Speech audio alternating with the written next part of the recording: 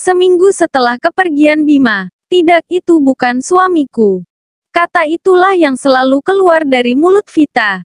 Bahkan kata itu juga yang ia ucapkan setiap diminta makan atau melakukan hal lain, seperti mandi dan sebagainya. Sera yang saat ini begitu setia mendampingi keponakannya ini, terlihat begitu sedih. Sangat sedih. Apalagi, Vita selalu mengumamkan kalimat itu berulang-ulang. Seakan tidak bisa menerima kepergian sang suami. "Fit, apa kamu tahu? Saat ini Bima ingin melihatmu makan." Bujuk Sera. "Bagaimana mungkin? Bima nggak ada di sini," jawab wanita ayu ini santai. Masih berbaring meringkuk, setia memeluk dengan guling milik pria itu. Siapa bilang? Dia ada kok di hati kamu." Sera tersenyum. "Vita ingin wujudnya," jawabnya lagi. Sera speechless. Tak bisa lagi membalas ucapan Vita. Sera sangat tahu bagaimana sakitnya Vita saat ini. Tapi Vita harus bangkit, hidup tidak bisa berhenti di sini. "Fit, tante tahu, kamu sangat sayang sama Bima. Tapi hidupmu nggak bisa berhenti di sini. Ingat ratusan anak asuhmu, membutuhkan uluran tanganmu. Ingat ada juga ribuan karyawan yang menggantungkan nasibnya padamu. Mereka membutuhkanmu yang kuat, yang tegar, yang bisa legowo dan ikhlas menerima takdir. Bukankah kamu tahu, jodoh dan maut itu milik siapa? Oke, gini, jika kamu percaya bahwa Bima masih hidup, maka carilah buktikan pada tante bahwa dia masih ada. Tante pun tidak akan menghakimi kamu soal ini. Tapi, dengan catatan, kamu harus bangkit. Sesuai dengan apa yang dikatakan Juan dan Om Laskar, keterpurukanmu adalah celah terbaik dari musuh untuk menyelinap masuk ke dalam perusahaanmu. Kamu harus ingat itu, ucap Sera mengingatkan. Vita memang diam, tapi kalimat demi kalimat yang Sera ucapkan, berhasil masuk ke dalam memorinya. Vita tahu, jika apa yang menimpa sang suami pasti ada sangkut pautnya dengan mereka. Sera benar, Vita tidak boleh terpuruk. Ia harus kuat. Harus bisa melawan bajingan-bajingan yang berani mengusik hidupnya. Vita mau makan, ucapnya. Meski tatapan yang Vita tunjukkan masih kosong, Sera cukup senang. Setidaknya apa yang ia ucapkan ditangkap baik oleh perasaan Vita. Sehingga wanita cantik ini mau mengubah mindsetnya. Untuk tetap melanjutkan hidup. Di sini bukan hanya Sera yang terus berjuang menumbuhkan rasa kepercayaan diri untuk Vita.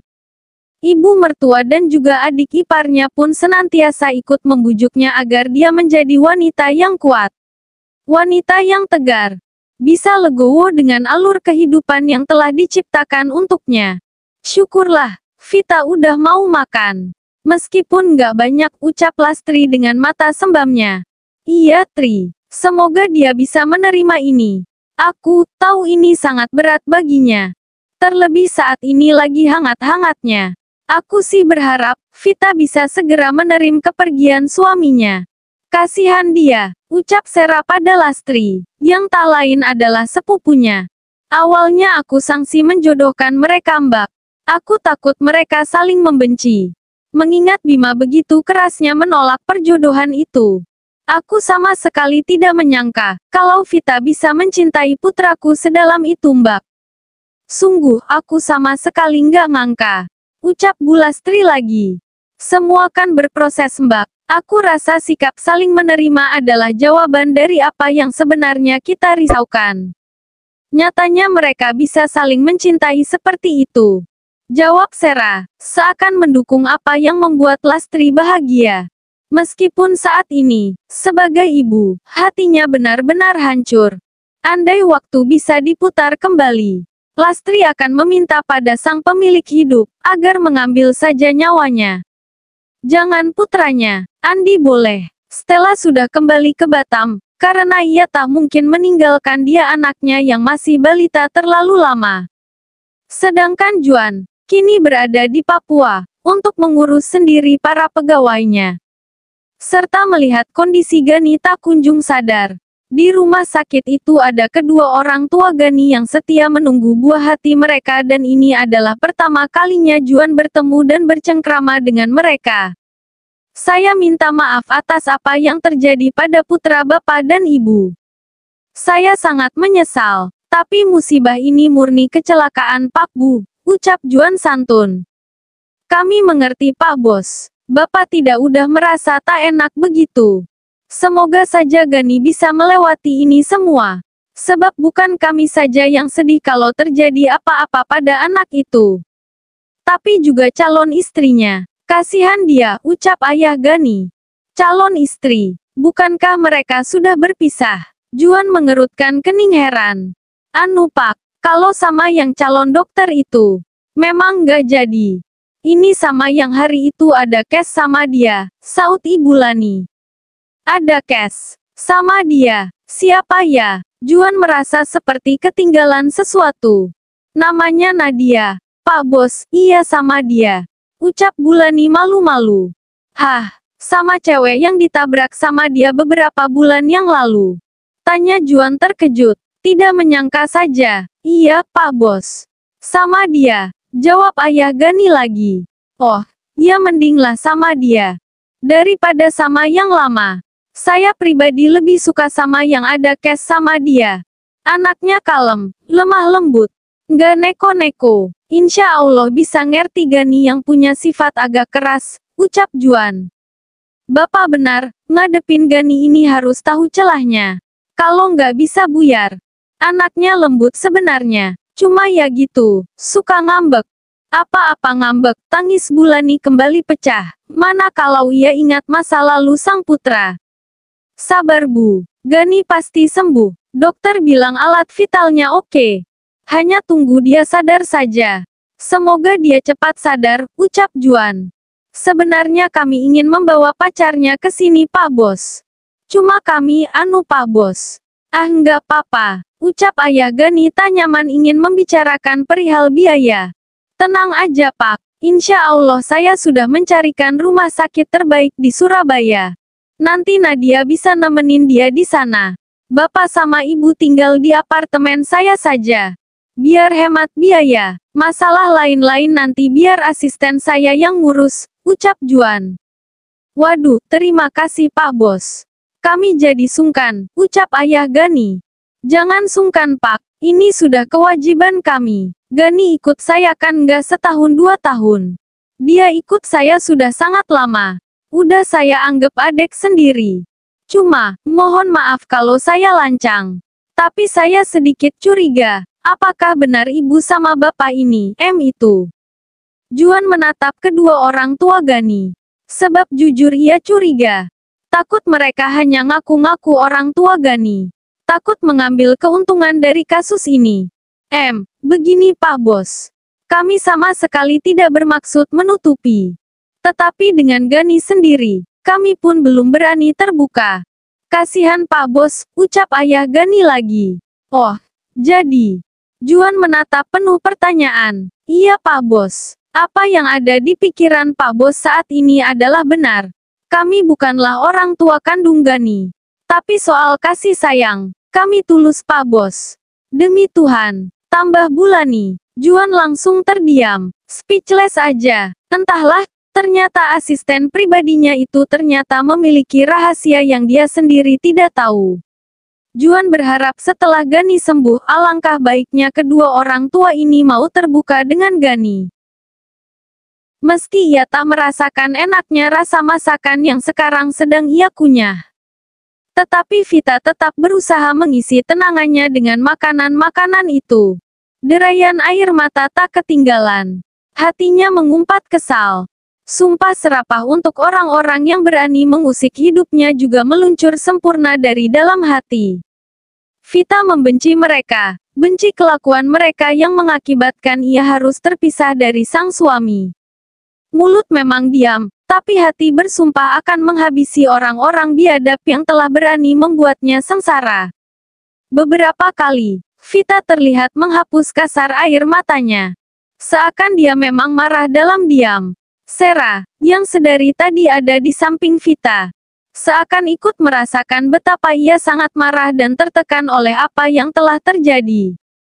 Tan, boleh Vita minta tolong? Tanya Vita. Tentu saja sayang. Apapun akan Tante lakukan untukmu. Jawab Sera yakin. Terima kasih Tan. Vita ingin bertemu Victor. Maukah Tante nemenin Vita?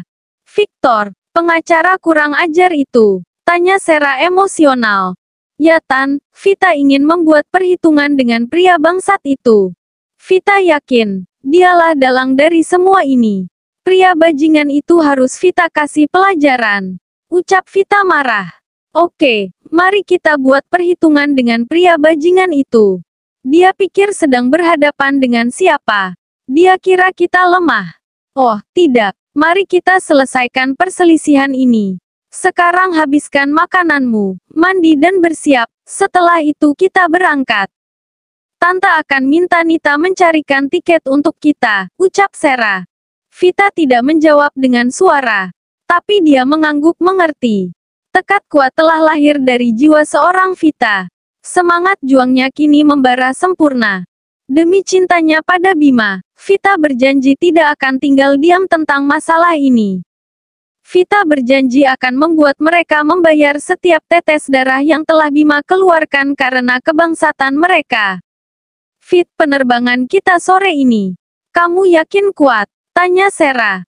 Insya Allah Tan. Vita sudah nggak sabar pengen menghajar pria bajingan itu. Vita menatap tajam ke arah benda-benda yang ada di depannya. Oh oke, Tante ngikut saja. Yang penting kalau ada apa-apa atau kamu merasakan sesuatu yang aneh dalam tubuhmu, bilang ya. Kita ke rumah sakit, ucap Sera. Vita mengangguk menyetujui apa yang tantenya katakan. Vita sendiri tak akan membiarkan tubuhnya sakit. Ia ingin terlihat kuat dan tegar di depan orang-orang yang telah membuatnya menderita seperti ini. Siang telah berlalu, berganti sore yang syahdu.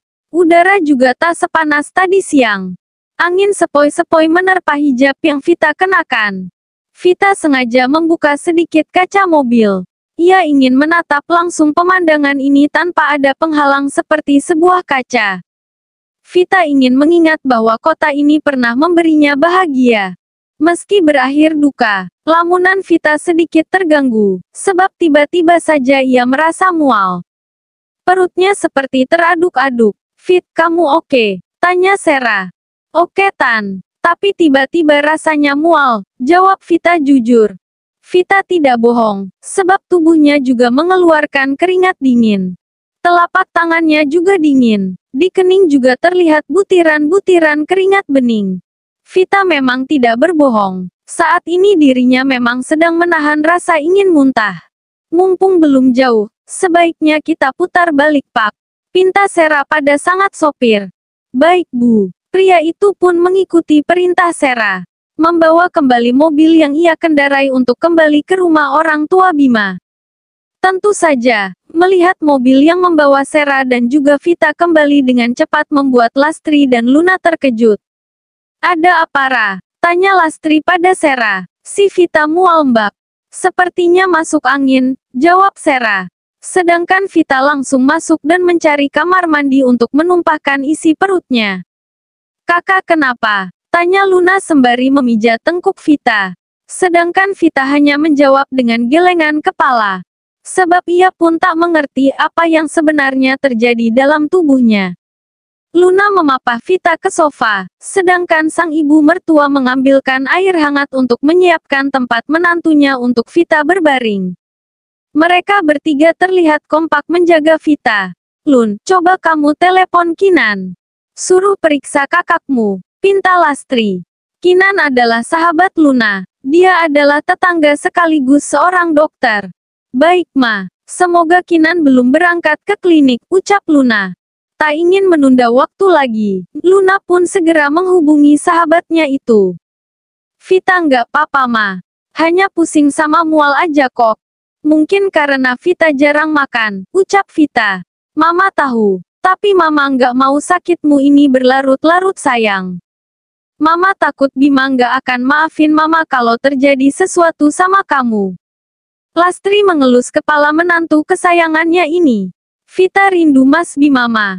Tangis wanita ayu ini kembali pecah. Sebab ia memang sangat merindukan pria itu. Sangat merindukan. Sabar ya nak. Kita doakan semoga suamimu tenang di sana. Kamu pun harus kuat. Percayalah, kalian akan bertemu lagi di surga. Cinta kalian suci sayang, ucap Lastri mencoba membangkitkan semangat Vita, agar menantunya ini menyadari betapa mereka sangat mencintainya. 15 menit berlalu. Kinan yang tak lain adalah sahabat Luna pun datang seperti biasa. Kedatangan gadis itu langsung disambut baik oleh keluarga Bima. Masuk dok, duh makasih banyak udah mau datang, sapa Lastri. Ih tante, kayak ama siapa aja? Siapa yang sakit? Tanya Kinan. Ini loh, istri masmu. Sepertinya masuk angin. Beberapa hari ini dia susah tidur, susah makan. Jawab Lastri sesuai dengan apa yang terjadi pada Vita. Oh iya, saya periksa dulu ya Tan, jawab Kinan. Langsung meminta izin untuk memeriksa keadaan Vita. Dokter Kinan tersenyum, namun sedetik kemudian senyum itu buyar. Sebab kabar bahagia ini pasti akan membangunkan duka yang pernah ada di dalam keluarga ini. Ada apa Dokter Kinan?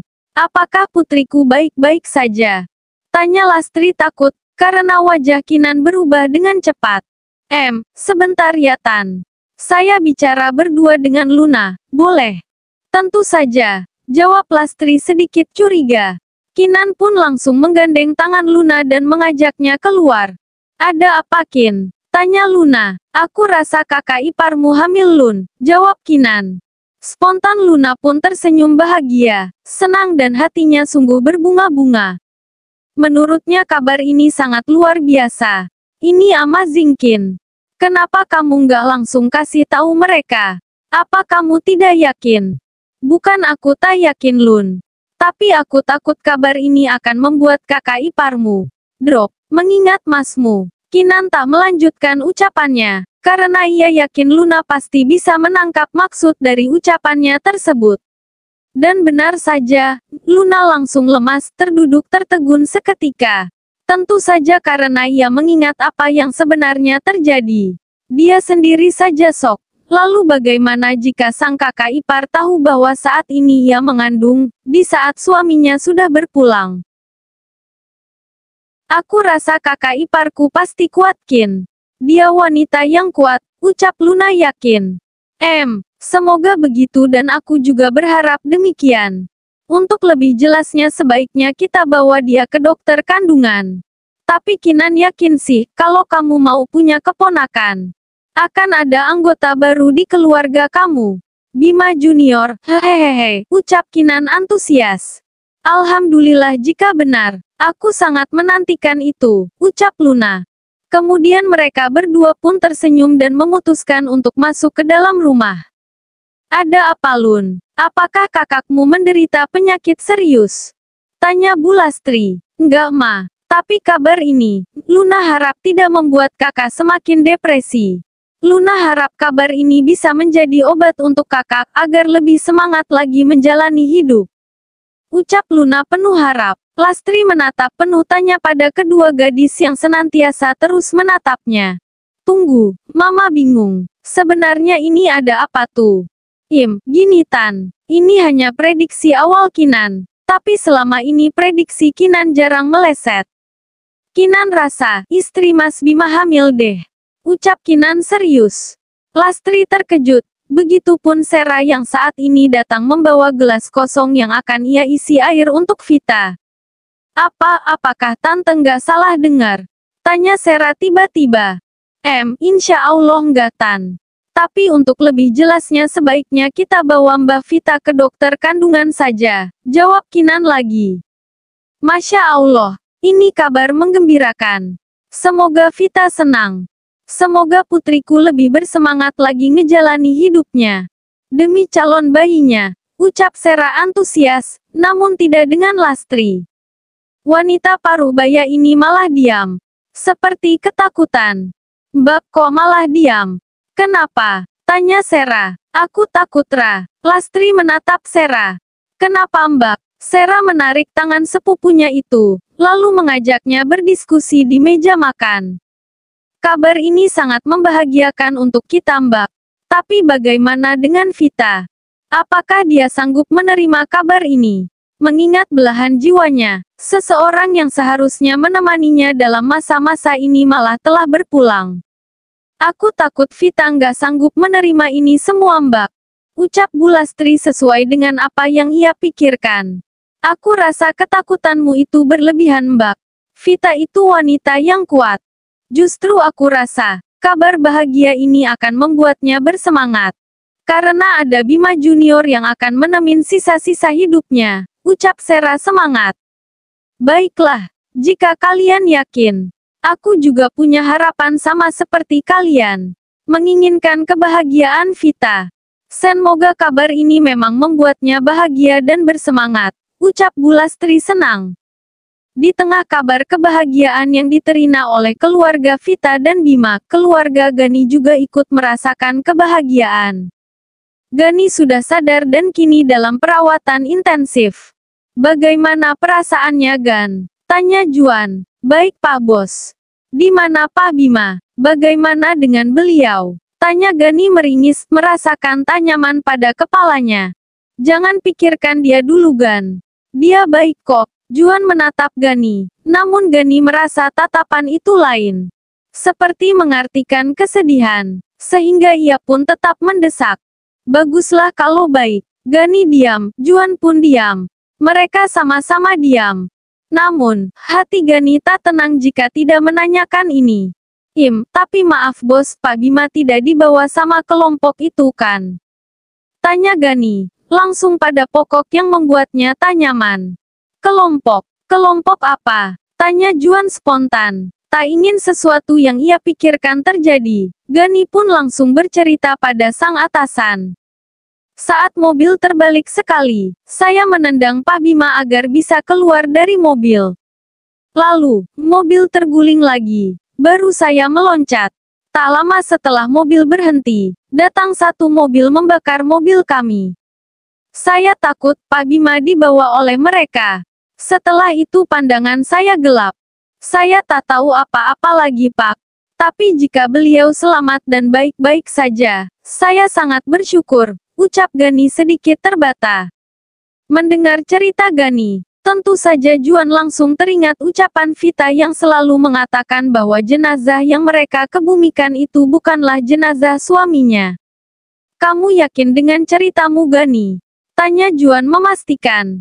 Ya, saya serius, Pak. Bahkan dalam tidur pun aku ingat ada 4 orang yang turun dari mobil itu. Ucap Gani lagi. Sekarang tak ada alasan lagi bagi Juan untuk tidak percaya pada asisten pribadinya ini. Kamu ingat warna mobil itu? Atau jenis mobil? Tanya Juan. Panther warna biru, Pak. Nomornya saya tak ingat. Jawab Gani. Terima kasih, Gani. Info darimu sangat bermanfaat buat kita. Maafkan aku karena berbohong padamu. Bima dinyatakan meninggal dalam kecelakaan itu. Juan menatap Gani, memerhatikan ekspresi Gani. Enggak, Bapak pasti salah. Aku rasa Pak Bima hanya babak belur. Paling parah dia patah tulang. Kalau mati, aku rasa enggak. Pak Bos pasti bohong sama saya. Pak Bima keluar duluan daripada saya. Jarak antara mobil dan Pak Bima pun jauh. Tak mungkin dia terkena ledakan itu. Kalaupun kena, itu saya, Pak, bukan Pak Bima. Kalaupun mati itu pun saya, bukan Pak Bima, terang Gani yakin. Tapi Gan, baju, cincin kawin, dan semua yang menempel di tubuh itu mengindikasikan itu adalah Bima, bantah Juan. Semua itu bisa dimanipulasi, Bos. Kita jangan tertipu, ucap Gani kekeh. Oke. Jika kamu yakin, aku pun tak akan tinggal diam. Karena, Vita juga kekeh sepertimu. Ia kekeh bahwa itu bukan jenazah suaminya. Awalnya kami menganggap bahwa Vita depresi dan belum bisa menerima kepergian suaminya. Tapi mendengar ceritamu, aku jadi kepikiran ucapan Vita. Mungkin saja, Bima memang masih hidup. Mungkin Bima dibawa oleh kawanan penjahat itu. Sebaiknya kita segera bergerak, Gani. Sebelum semua terlambat, ucap Juan semangat. Iya bos, saya setuju, ucap Gani semangat. Tak ingin terlambat bergerak, Juan pun langsung menghubungi Laskar yang saat ini sedang ada di Jakarta. Karena pria paruh baya itu menawarkan diri untuk menghajar pria yang dicurigai sebagai dalang masalah ini. Tak menunggu waktu lagi, Juan pun segera menghubungi Laskar. Tetapi tak diangkat. Juan tak hilang akal. Juan pun langsung menghubungi Zein. Barangkali Zein bisa diajak mendiskusikan masalah ini. Zein, aku punya informasi penting. Menurut Gani, pria yang kita makamkan itu bukanlah Bima. Bukan juga anak buahku. Anak buahku memang masih ada yang belum ditemukan. Tapi Gani tetap yakin jika itu bukanlah Bima. Ucap Juan. Benarkah? Apa kamu tahu Jun? Kalau aku pun curiga bahwa jenazah itu bukanlah Bima. Bahkan Zizi pun mengatakan itu. Benarkah? Astaga, kenapa aku bisa sebodoh ini? Kenapa tidak meminta otopsi saja waktu itu? Ini si gila Zein. Pantas saja Vita kekeh kalau itu bukan suaminya. Maaf Zein, sebaiknya kita segera bertindak. Kalau kamu nggak keberatan, boleh nggak aku minta tolong? Ucap Juan. Aku siap untukmu dan keluargamu Jun. Tenang saja, jawab Zein serius. Tak mau bertele-tele, Zein dan Juan pun bagi tugas. Zein diminta mencari tahu mayat siapa yang mereka kebumikan. Sedangkan Juan mulai mencari keberadaan Bima melalui informasi-informasi yang ia terima. Tak sampai di situ, tak lupa mereka juga meminta bantuan Laskar untuk mencari tahu siapa dalang semua masalah ini. Juan senang, sebab informasi yang diberikan Gani, nyatanya sama dengan ucapan Zein, yang artinya ada kemungkinan bahwa Bima masih hidup. Diam-diam Zein sendiri curiga bahwa jenazah yang dikebumikan itu bukanlah jenazah Bima, jauh sebelum Juan menghubunginya. Kecurigaan ini juga didukung oleh Zizi, saat wanita itu ikut melihat jenazah itu. Namun, kala itu Zizi belum berani berucap apapun karena pihak keluarga sangat berkabung, sangat berduka. Ia tak ingin menambah lagi masalah mereka. Kamu yakin Zizi juga curiga kalau yang kita makamkan itu bukan Bima? Tanya Juan. Yap, Zizi juga berpikir sama denganku. Hanya saja waktu itu banyak sekali kegaduhan yang kita hadapi. Sehingga aku dan Zi mencoba meredam dulu kecurigaan kami. Baru tadi malam aku dan Zi bahas masalah ini dan anehnya kami punya pemikiran yang sama. Baru aku mau telpon kamu dan ngomongin masalah ini. Kamu udah telpon duluan. Ya syukurlah, sebaiknya kamu segera bergerak Jun. Biar jenazah yang Semarang aku yang urus. Nanti hasilnya aku kabari ke kamu, ucap Zein. Siap Zein. Terima kasih banyak atas bantuanmu. Oke, Juan tersenyum. Semangatnya langsung membara. Ia berjanji akan membawa suami adik iparnya itu kembali. Karena baginya, Vita adalah segalanya bagi sang istri, yang artinya segalanya juga baginya. Di lain pihak, apa yang ditakutkan Sera, Lastri dan juga Luna tidak menjadi kenyataan. Nyatanya, Vita begitu bahagia menyambut kabar gembira ini. Bahkan ketika ia tahu bahwa di rahimnya ada benih cinta antara dirinya dan Bima, Vita langsung sujud syukur. Wanita ini langsung menangis bahagia. Sungguh, ia tidak menyangka, di tengah kabar duka yang ia terima ada kabar seindah ini. Doakan Mas Bima cepat kembali ya Ma. Vita mohon, ucap Vita dalam isak tangis bahagianya. Lastri dan Sera tak kuasa mendengar ucapan itu. Bagaimana tidak?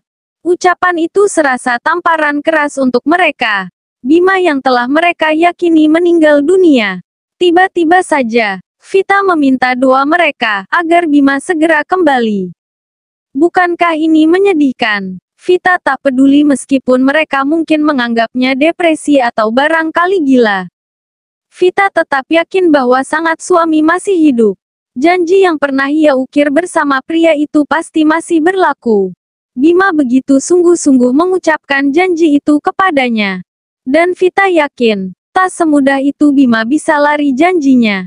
Siang telah berganti sore, Juan dan gengnya telah memulai misi mereka. Menyisir tempat-tempat yang dicurigai. Bukan tanpa alasan Juan dan anak buahnya menyisir tempat itu. Indikasi tempat-tempat bisa menjadi tempat disekapnya Bima saat ini. Mereka dapatkan dari Laskar. Hasil interogasinya dengan Victor tadi pagi. Meskipun belum menemukan hasil, tapi mereka tidak menyerah. Mereka tetap berusaha semaksimal mungkin. Sebab Juan yakin, beberapa informasi yang ia dapatkan, mengindikasikan bahwa Bima memang masih hidup dan dalam kuasa seseorang yang tamak karena kuasa dan harta.